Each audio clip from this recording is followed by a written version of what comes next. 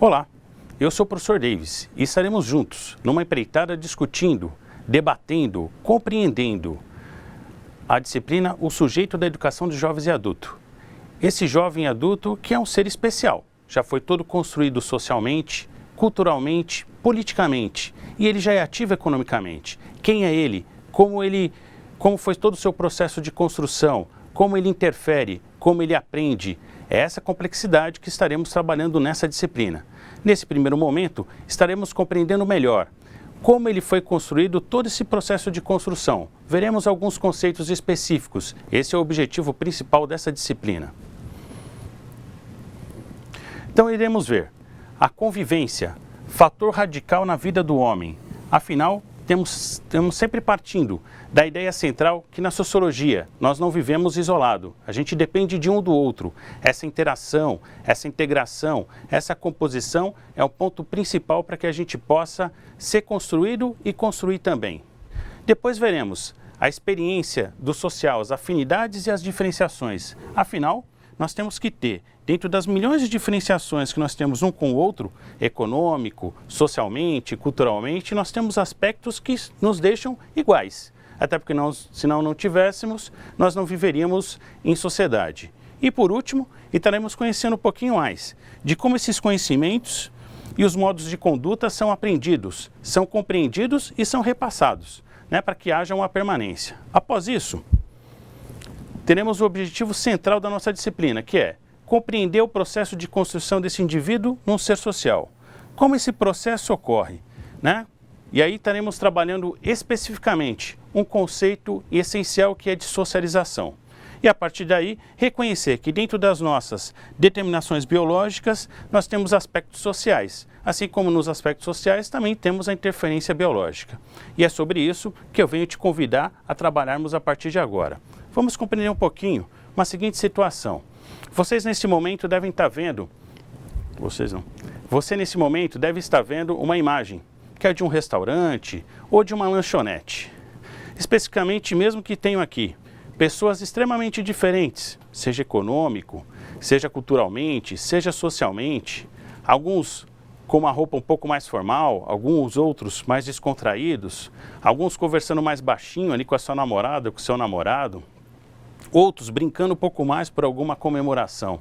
Mas independente de quem sejam eles, você pode ver pela imagem que todos estão fazendo algo em comum. Quer dizer, todos estão sentados à mesa, usando talheres, comendo alguma coisa, bebendo outra. Então, efetivamente, na sociologia, a gente vai estar trabalhando para compreender melhor como funciona esse processo de construção do indivíduo no ser social, partindo de um princípio básico, de que das milhares de diferenças que a gente possa ter entre um e outro indivíduo, nós temos algo em comum. Porque senão não tivéssemos, não teria como a gente estar agora, nesse momento, você me compreendendo e você depois interagindo com cada um de nós. Ou você interagindo na sua casa, ou no seu comércio, ou no seu trabalho. Não teria como a gente estar vivenciando isso. Então, das milhões de diferenças que nós temos, nós vamos trabalhar o lado comum, que é esse fato que a gente vai entender agora. A partir desse momento, o que a gente vai entender é o seguinte: nós temos um princípio básico em sociologia de que nós nascemos como se fôssemos uma folha em branco.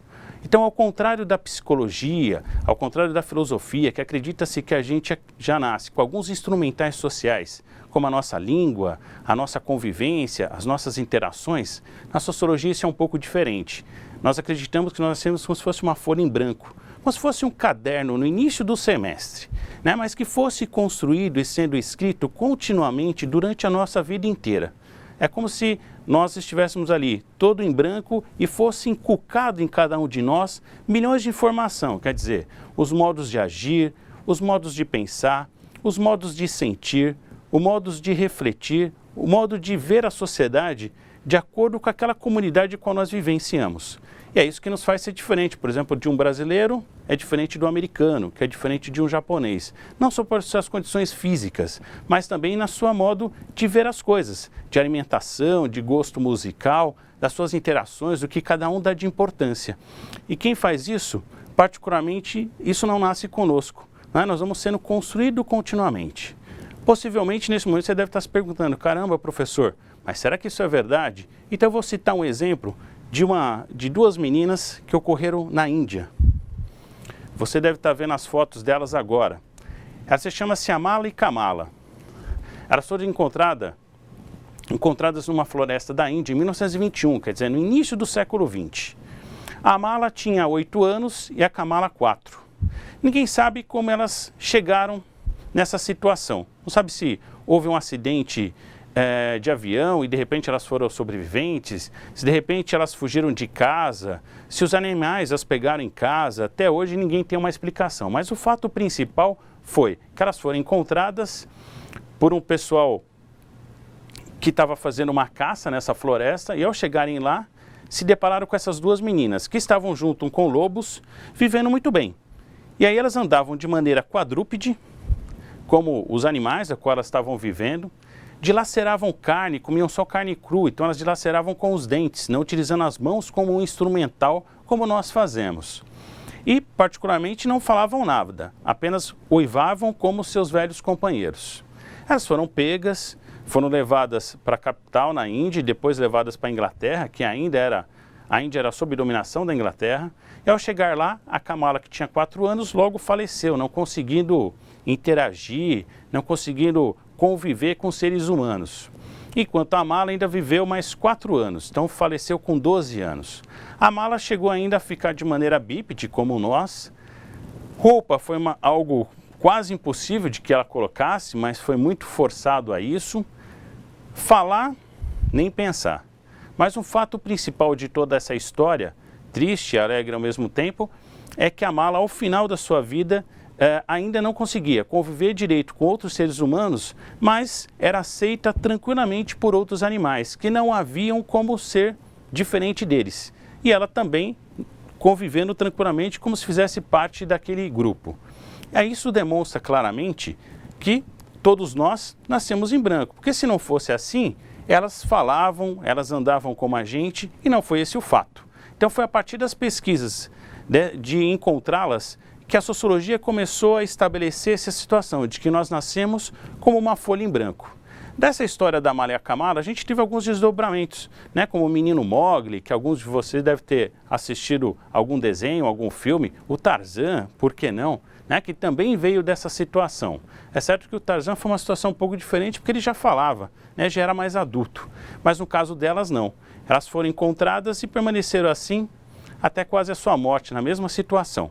Então, se nós nascêssemos já todos prontos socialmente e culturalmente, essa situação não teria ocorrido. Mas vocês podiam falar assim, pô, professor, mas o senhor está falando de algo em 1921, né, na Índia. Mas nós temos uma situação mais recente, de um vídeo que você poderá assistir, que é sobre a menina cachorro que foi encontrada na Ucrânia. E é algo muito recente, de 2 a 3 anos atrás. Você terá esse momentinho para assistir tranquilamente e verá, né, que é a mesma situação que ocorreu com a Amala e a Kamala, também ocorreu com essa menina. Um pouco diferente, porque ali ela foi colocada pelos pais direto para viver com os animais, né? Os pais eram alcoólatras, infelizmente, e deixaram ela vivendo com os cachorros. Ela vivia até na casa dos cachorros. E aí pegou toda a maneira, foi socializada efetivamente por eles.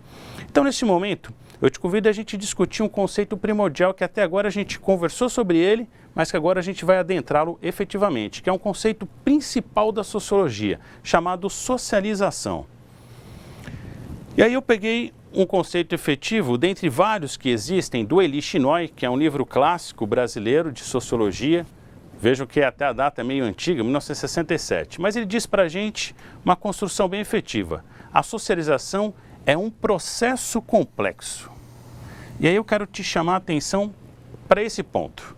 Por que é um processo? Toda vez em sociologia que falarmos sobre processo, estamos falando de algo que começa quando a gente nasce e vai percorrer toda a nossa vida. Então é algo contínuo, algo duradouro, algo que vai permanecer.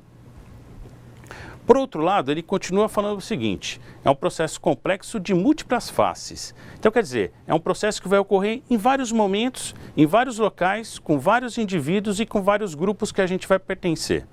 Mas aí para fechar isso e adequar o que nós vimos discutindo até agora, ele vai falar assim, ó, que a socialização é algo que vai dirigir todas as nossas atividades biológicas para canais culturalmente padronizados. Quer dizer, muitas das coisas que a gente imagina que nós vivemos por instinto, na verdade é algo social. E aí eu vou te dar um exemplo bem rapidinho.